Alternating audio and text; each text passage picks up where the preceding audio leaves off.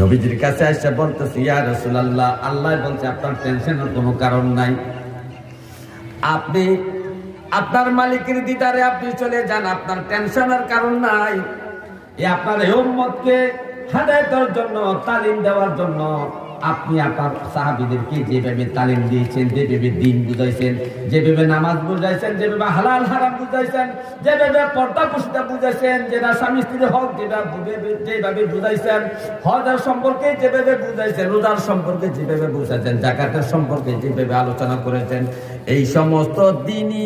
তালিম তালকিনের দায়িত্ব আপনার উম্মতের উলামায়ে কেরামের উপর আল্লাহ দিয়ে দিয়েছে। উম্মতের উলামায়ে কেরামের উপর আল্লাহ দায়িত্ব দিয়েছে। এই জন্য নবীজি তখন বললেন, আল উলামা ওয়ারাসাতুল আম্বিয়া, আমার উম্মতের আলেমরা হলো নবী